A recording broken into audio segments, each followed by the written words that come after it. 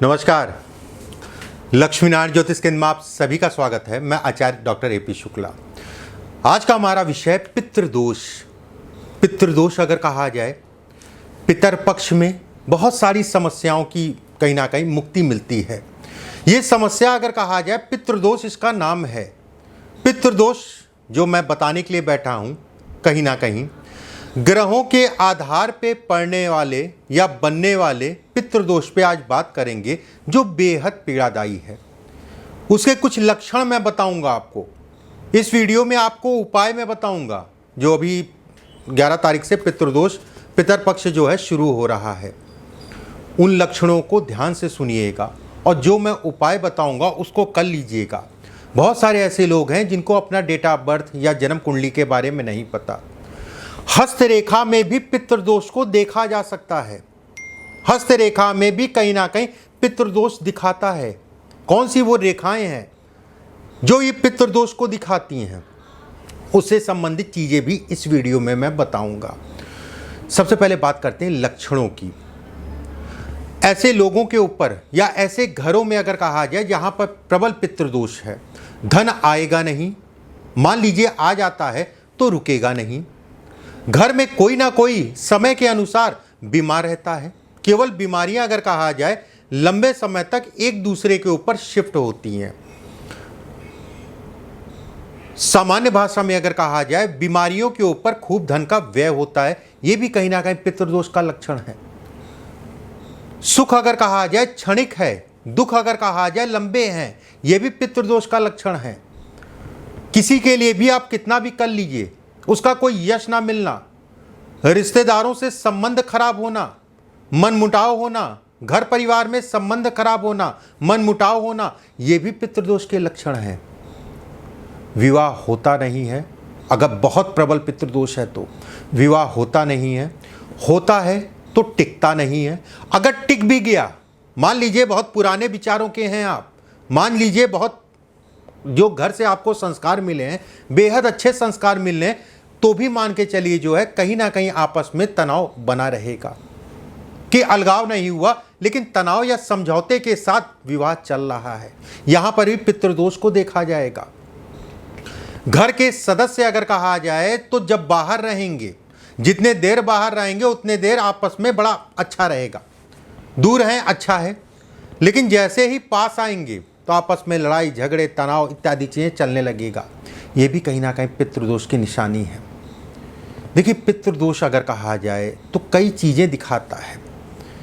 सुख नहीं मिलता, चैन नहीं मिलता, कहीं ना कहीं ये पितृदोष भी दिखाता है। कुछ रेखाएं मैं बताता हूँ, उसके बाद कुछ उपाय मैं एक ही उपाय बताऊंगा और तरीके से करने को बताऊंगा। उस तरीके से उस उपाय को करिएगा। सबसे पहले तो आप देख लीजिए कि पितृदोष रेखाओं के माध्यम से कैसे देख सकते हैं। जिन लोगों के पास जन्म कुंडली नहीं है, बर्थ डिटेल नहीं है, उनके लिए खासकर मैं कहना चाहूँगा, जैसे पितृदोष अगर कहा जाए जन्म कुंडली या बर्थ डिटेल में, सूर्य पिता है, पितृ है, और नवा भाव अगर कहा जाए तो धर्म कर्म है। जब भी नवे भाव में राहु का संबंध बने, राहु नवे भाव में बैठे, केतु अगर कहा जाए कहीं ना कहीं लगन में या पंचम में, मतलब कुल मिला के जो है राहु जब भी संबंध बनाता है नवे भाव से, पितृदोष का कारक ग्रह कहलाता है। सूर्य राहु एक साथ बैठते हैं तो पितृदोष दिखाते हैं। कहीं ना कहीं अगर कहा जाए 1 डिग्री के आसपास है तो प्रबल पितृदोष कहलाएगा।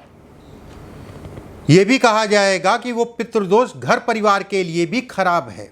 कई तरीके से जन्म कुंडली में पितृदोष देखा जाता है। हाथ पे अगर हम बात करें, क्योंकि मैं जन्म कुंडली के आधार पे बताऊंगा तो बहुत सारी चीज़ें इस समय पे ज़्यादातर लोग हाथ या नॉर्मल हैं, उनको जन्म कुंडली का नहीं पता। हाथ कोई भी देख सकता है, कोई भी देख सकता, मतलब देखा और समझ गए कि है कि नहीं है। भाग्य रेखा अगर लहरा रही है तो ये कहा जाएगा कि ये पितृदोष की निशानी है। जीवन लहराएगा, जीवन अगर कहा जाए लहराता रहेगा, कुछ समय तो अच्छा कुछ समय खराब। अगर रेखा टूटे, उसके साथ में सूर्य के नीचे क्रॉस बने, ये भी पितृदोष की निशानी है। और कहीं ना कहीं अगर रेखा कई बार टूट रही है, प्रबल पितृदोष कहलाता है। ये प्रबल पितृदोष की निशानी है। अगर मणिबंध जहाँ से आपकी कलाई शुरू होती है, मणिबंध क्षेत्र पे अगर कहा जाए चेनुमा आकृति, चेनुमा मतलब ये, ठीक है, और एक दूसरे से मणिबंध आके मिल जाएं, मान लीजिए 3 मणिबंध हैं, एक जो है इससे मिल गया, दूसरा फिर भी सीधा है, या दूसरा भी जो है घूम के जो है इससे मिल गया, ये भी प्रबल पितृदोष है। हस्तरेखा में अगर ये मणिबंध जो मैंने बताए वो बेहद खराब माना जाता है, कारावास योग बनाता है, कोर्ट कचहरी मुकदमेबाजी, ये जो मैंने बताया, जीवन में एक बार ऐसे व्यक्तियों को जाना ही पड़ता है, परमात्मा ना करे ऐसा कभी कुछ हो, ये जरूर मैं कहूँगा, लेकिन ये संकेत देता है। चंद्रमा पे काफ़ी धब्बे हैं, या फिर गुरु के ऊपर काफ़ी धब्बे हैं, काले काले धब्बे टाइप के आ रहे हैं, सूर्य के ऊपर धब्बे हैं, मंगल के क्षेत्र पे धब्बे हैं, ये भी पितृदोष की निशानी है, ये भी कहीं ना कहीं पितृदोष इससे भी आंका जाएगा। ये भाग्य रेखा लहराए जैसा मैंने पहले बताया, या फिर टूटे, ठीक है, उसके साथ में सूर्य की रेखा भी टूटे, ये प्रबल पितृदोष है। जीवन कह लीजिए कि काफ़ी उतार चढ़ाव जीवन में आता है और काफ़ी तनाव जीवन में आता है, ये इसके संकेत देता है। अब उपाय समझिए, क्या उपाय करें। मैं एक उपाय बताऊंगा और जिस तरीके से बताऊंगा उस तरीके से करिएगा, परमात्मा चाहेगा बिल्कुल पितृदोष शांति होगी।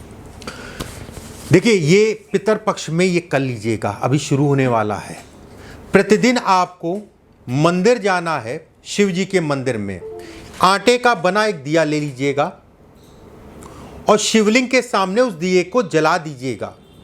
अपने पितृदोष को बोलते हुए क्षमा याचना कर लीजिएगा, पितरों से क्षमा याचना मांग लीजिएगा, अपने इष्ट से क्षमा याचना मांग लीजिएगा, हनुमान जी से और शिव जी से।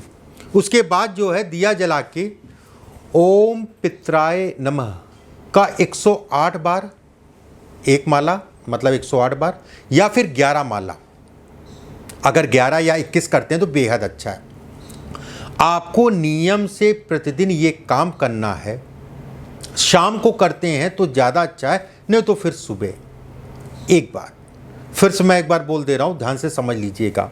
आटे का दिया लेना है, बनाना है, मंदिर जाना है, शिवलिंग के सामने बैठना है, उस दिए को जला दीजिएगा और पितरों से अपने जो है अनुरोध करिएगा, अपने घर की सुख शांति के लिए, अपनी तरक्की के लिए, अपने इष्ट से भी आग्रह करिए, हनुमान जी से आग्रह करिए, शिव जी से आग्रह करिए। उसके उपरांत जो है, जो मैंने मंत्र आपको मैं बताने जा रहा हूँ, इसका 108 बार, कम से कम एक माला, 108 बार मतलब एक माला, ज़्यादा से ज़्यादा अगर कहा जाए तो 21 माला या 11 माला जो है कर लीजिएगा। और 11 माला अगर करते हैं तो बेहद अच्छा है, या 21 माला करते हैं तो उससे भी ज़्यादा अच्छा कहलाएगा। ओम पित्राय नमः, केवल 3 शब्द, ओम पित्राय नमः, इसका जाप करना है एक बार।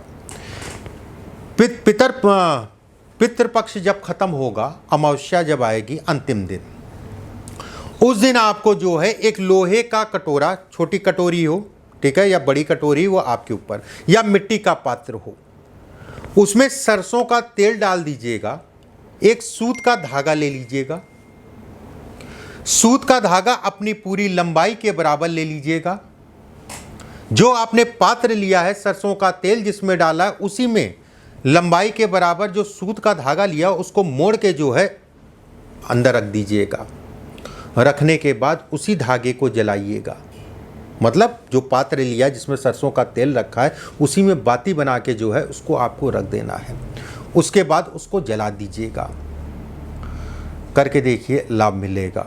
एक और उपाय मैं बता दे रहा हूँ, ये पितृपक्ष की पहले दिन से शुरुआत कर दीजिएगा और जब तक परमात्मा ने भेजा है आपको धरती पे तब तक करिएगा।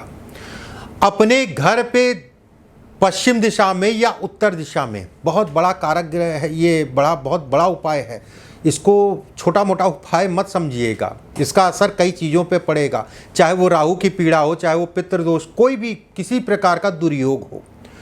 अपने घर की छत पे 2 पात्र रख लीजिएगा, एक पात्र में चिड़ियों को दाना और एक पात्र में जल। इस पितरपक्ष की पहले दिन से शुरुआत कर दीजिएगा। मैं ये नहीं कहूँगा कि रोज़ डालिए, अगर रोज़ डालते हैं तो बहुत अच्छा है। मैं ये ज़रूर कहूँगा कि 2-3 दिन में जब भी डालिए, 2-3 दिन या रोज़ डालते हैं बहुत अच्छा है। ये ज़रूर मैं कहूँगा कि डालिएगा ज़रूर, और जब तक परमात्मा ने भेजा है तब तक करिएगा। बेहद अच्छा प्रभाव इसका पड़ेगा आपके ऊपर। एक दैवीय कार्य है, एक अच्छा कार्य है। जानवरों की सेवा अगर कहा जाए तो कितने भी बड़े कोई दुर्योग हो, कोई भी ऋण हो, दुर्योग हो जन्म कुंडली में, जो लोग जानवरों की सेवा करते हैं, गौ सेवा करते हैं, कुत्तों की सेवा करते हैं, पक्षियों की सेवा करते हैं, बेजुबानों की सेवा करते हैं, बड़े बड़े दुर्योग जो है उनसे ख़त्म हो जाते हैं। मैं ये बिल्कुल नहीं कहूँगा कि आज किया और कल ख़त्म हो गया, ऐसा कुछ नहीं है। आराम से, धैर्य से, तसल्ली से करिए। मैंने जो भी दुर्योग आपको बताया या चिड़ियों की सेवा करते रहिए, परमात्मा बिल्कुल आपको फल देगा और एक दैवीय कार्य है। और ख़ासकर अगर कहा जाए पितृदोष के लिए बेहद अच्छा है। और जो शुरुआत में उपाय बताया तो उसको ज़रूर कर लीजिएगा। एक मौका है, 15 दिन का भी समय मिलने जा रहा है और शुरुआत में ही मैं बता दे रहा हूँ, तो इसकी तैयारी कर लीजिएगा। अगले वीडियो में फिर आप सभी से मुलाकात होगी। परमात्मा आप सभी को स्वस्थ रखे, सुरक्षित रखे। अभी के लिए बस इतना ही। नमस्कार।